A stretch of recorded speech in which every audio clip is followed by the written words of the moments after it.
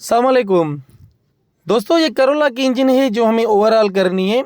Problem ये थी कि इसमें इंजन में स्मोक थी, ऑयल को कम कर रही थी और इंजन में नॉइज़ेस थी और लीकेजेस ये आपके आगे है। गैस्केट की जगह से मुख्तसर वीडियो में आप लोगों को मैं बताऊंगा कि हम कैसे ये काम करते हैं, इसको कैसे रिपेयर करते हैं। मेरे साथ रहिए, वीडियो मुकम्मल देखिए, आपको इसके बारे में पूरी तरह से मैं डिटेल देने वाला हूँ।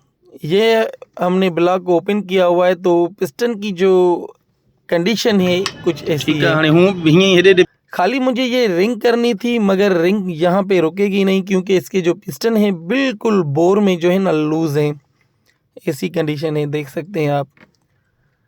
ये वक्त पे ऑयल नहीं चेंज करते या कूलेंट चेंज नहीं करते, ओवरहीट होता है, प्रॉब्लम होती है तो जाहिर सी बात है ये ऐसे पिस्टन ढीले हो जाते हैं तो ऑयल वो कम करना स्टार्ट कर देती है। तो लिहाजा इसके जो वाल हैं मिसिंग इस वजह से होती है कि इसके वाल फिक्स नहीं थे और ये इतने ढीले हैं कि ये हाथ से मूव कर रहे हैं।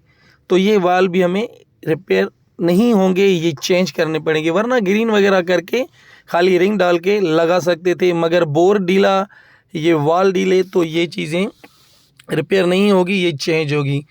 और इसकी जो कंडीशन है क्रेंक की वो भी हमें टर्न करवानी पड़ेगी क्योंकि नीचे नॉइजेस थे। पिस्टन को रिच थी, पहले भी ये 2 दफ़ा बनी हुई है।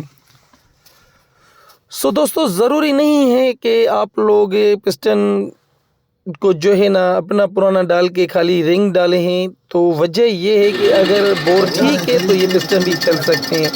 लिहाजा सबसे पहले जो इसकी थर्मोस्टेट वाल की जो जगह थी वो टूटी हुई थी, वो भी रिपेयर करवा लिया हमने। ऊपर से पूरी तरह से इसको फेस करवा लिया और ये फेस इस तरीके से हो रहा है। और ये क्रेंक टन है वो भी ये खराद वाले के पास में आया हूँ। मुकम्मल सारी इंजन का यहाँ पे काम हमारा तैयार होने वाला है। ये देख सकते हैं, इसको हमने ऊपर से फेस करवा लिया हेड को। ये है वाल, वो भी वाल ग्रीन हो रहे हैं। वाल मैंने ये पाकिस्तानी डाले, इसमें ज़रूरी नहीं है कि आप जापानी डालें क्योंकि जो अपने पाकिस्तानी होते हैं वो थोड़े से मोटे बने होते हैं। और रेडिएटर कंडीशन ये है, हमेशा मैं आपको कहूँ कि कभी भी आप जब इंजन बनवाएं तो रेडिएटर को ज़रूर साफ़ करवाया करें। ये वही बात आती है कि आप कूलेंट का वक्त पे ख्याल नहीं करते। सारी मुकम्मल खराद वाले से बना के अभी मरहला ये होता है कि हमें पूरा दिन जो लग जाता है इसको सफाई में लग जाता है। और ये जो आप देख रहे हैं ये 3-4 बार हमें ऐसे वॉश करनी होती है, इसको पूरी तरह से साफ़ करना होता है। ब्रश की मदद से, मिट्टी के तेल की मदद से ग्लेंट करना पड़ता है ताकि मिट्टी चीड़ इसमें ना हो। अगर ये मिट्टी चीड़ इसमें होगा तो वो चीज़ नहीं होगी। ये ऑयल मैं यूज़ करूँगा 20-50, ये है टेपेड कवर। और ये पेस्ट क्लच प्लेट में इसमें डालूंगा मोटे लेदर वाली क्योंकि फ्राईव्हील 2 दफ़ा टर्न हुआ। प्रेशर प्लेट में इसमें काबुली डालूंगा, ऊपर से फेस करवा के इसमें मैं इंस्टॉल करूंगा ताकि वाइब्रेशन ना हो इस फ्राईव्हील के साथ।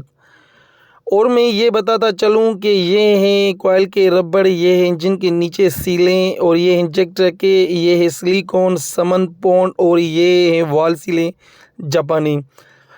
और ये 2 ही सीलें लगती हैं, अच्छी क्वालिटी की लगानी चाहिए, वाटर बॉडी जापानी। ये है हेड गैस्केट 1.5 mm का, क्योंकि ये मैं लोहे का नहीं डाल रहा, यही डालता हूँ क्योंकि 2 दफ़ा पहले भी फेस की हुई है। सो दोस्तों, थोड़ी सी चीज़ें यही है, पार्ट्स और पिस्टन हो गए वो हमें चेंज करने, खराद वाले ने पहले ही डाल दिए। और ये कंडीशन आपके आगे और भी मज़ीद मुझे इससे वॉश करना है, मुझे मज़ा बिल्कुल भी नहीं आ रहा। अभी भी इसमें कचरा बाकी पीछे है। ये क्रेंक पड़ी है अल्हम्दुलिल्लाह, ये सामान सारा पड़ा हुआ है। ये है ऑयल पम्प किट का बहुत ख्याल करना है, अगर लूज़ है तो ये आपको रिप्लेस कर देनी है। ये Vtech sensor, oxygen sensor, map sensor, जितने भी चीज़ें हैं वॉश करके सॉफ़ करके इसमें दोबारा इंस्टॉल होगी। सो दोस्तों, अगर ये हेड है, इसकी ये जो वाल हैं, वाल की जो टेपेड वगैरह हैं वो भी हमने सेट करवा लिए हैं। इसके ऊपर ये इसमें डाल के हमें फिट कर देने हैं। और मैं आपको बताता चलूँ कि ये जो चीज़ हैं ब्लॉक, दोबारा इसको स्प्रे लगा रहा हूँ क्योंकि इसमें अंदर बाकी लाइन में कचरा था। और मैं जब हेड फिट कर रहा था तो हेड के दौरान उसमें कचरा नज़र आया, इस वजह से दोबारा मुझे वो वाल निकालने पड़े क्योंकि हल्का भी ऑयल के सुराखों में कचरा होगा तो वो चीज़ चलती नहीं, ऑयल पम्प सर्कुलेशन करेगा ही नहीं, तो ज़ाहिर सी बात है दोबारा वो इंजन बैठ सकती है। तो दोबारा मुझे वाल निकाल के इसमें ये प्रेशर लगाना पड़ा क्योंकि बाकी कचरा अंदर खराद वाला जब इसको जो है ना ऊपर से फेस करता है तो थोड़ा सा कचरा फिर भी रह जाता है, और ये प्रेशर की मदद से हम इससे जो भी चीज़ें हैं निकल आती हैं, और एक दो दफ़ा जल्दी ऑयल चेंज करना ज़रूरी है।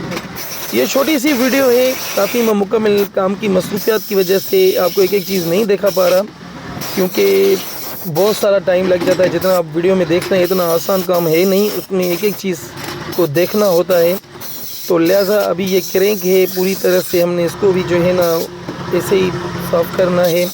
और एक एक चीज़ ये जो मैंने फास्ट की है ना, कम से कम ये 1-2-1.5 घंटे का ये प्रोसेस होता है, जो एयर की मदद से पेट्रोल और मिट्टी के तेल से मैं इसको मिक्स करके लगाता हूँ। चाहे इसकी जो जो चीज़ें हैं, एक एक नट बोल्ट जो भी चीज़ें हैं, इनसे हमारा टाइम भी बच जाता है और सफाई बहुत अच्छी हो जाती है। कम से कम 2 दिन इंजन बनाने में हमारे लग जाते हैं। एक तो पहले दिन में खोलते हैं उसको, पूरी तरह से चीज़ें चेक करके खराद वाले के बाद जाती है।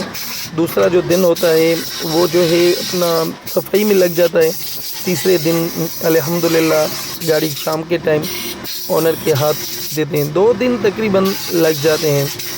और इतना याद रहे, जो ये इनटेक मैनिफोल्ड है ना, अगर इसमें मिट्टी का तेल थोड़ा सा भी रह गया कुछ भी तो इंजन रेस हो जाएगी, स्लो नहीं खड़ी रहेगी। ये भी चीज़ चेक करना, साफ़ करना, खुश्क करना, जो जो चीज़ें हैं ये भी ज़रूरी है, क्योंकि कंप्यूटर वाली गाड़ी एक कार्बोरेटर वाली है नहीं, को अपने हाथ में तो ये थोड़ा सा आरपीएम मेंटेन नहीं रहता।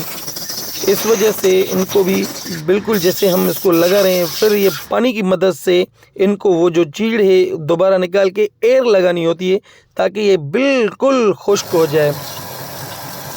ये है आपके आगे। सो दोस्तों, अगर मेरे वीडियो में जो दोस्त नए हैं ज़रूर चैनल को लाइक कीजिएगा, सब्सक्राइब कीजिएगा और शेयर कीजिएगा, ताकि आप लोगों को मेरी वीडियोस मिलती रहे। और मैं ये मेरा चैनल दूसरा है, यूट्यूब का पहले वाला चैनल जो मेरा था वो टर्मिनेट हो गया। इस वजह से मैं तमाम कम जो है ना वीडियोस अभी यूट्यूब के ऊपर मैं मुकम्मल डालता हूँ। अभी ये फिटिंग का प्रोसेस है, आप देख सकते हैं। एक एक पिस्टन ऊपर से रख के और इसको पूरी तरह से हमें ये फिट कर देना है। अल्हम्दुलिल्लाह ये इंजन कम से कम आप अगर मेंटेन अच्छी करें तो 3-1.5-2 लाख तकरीबन ये चल भी सकती है, मतलब कि 2-3 साल निकाल सकते हैं। सारा डिपेंड जो है ना आपके ऊपर, आप कैसे उसका मेंटेन करते हैं, उसको किसी वक्त पे ऑयल चेंज करते हैं, कूलेंट रेडिएटर को कैसे वॉश करते हैं, साफ़ सुथरा उसको रखते हैं, ये आपके हाथ में है। अगर वक्त पे कूलेंट आप चेंज करते आते हैं तो हीट का प्रॉब्लम होगा नहीं। अल्हम्दुलिल्लाह ये देख सकते हैं आप, ये आपके आगे हैं, ये पिस्टन और ये कंडीशन आपके आगे हैं। कभी कभार काम मसरूफ़ हो जाते हैं तो इंजन को वहीं छोड़ना होता है, दूसरे दिन उसको वहाँ से कंटिन्यू करते हैं। ये कंडीशन आपके आगे, ये पिस्टन हमारे बैठ गए हैं और इसका स्टार्ट करके मैं आपको साउंड भी दिखाऊंगा। मैंने पहले ही कहा कि वीडियो मैंने थोड़ी सी शॉर्ट बनाई हुई है, काम की मसरूफियात की वजह से मुकम्मल डिटेल आपको यहाँ पे हम नहीं दिखा सकते।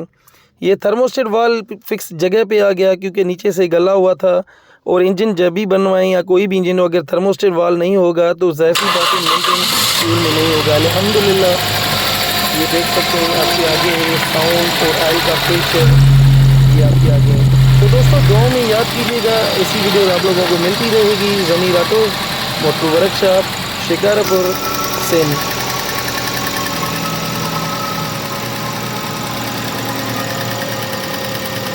बस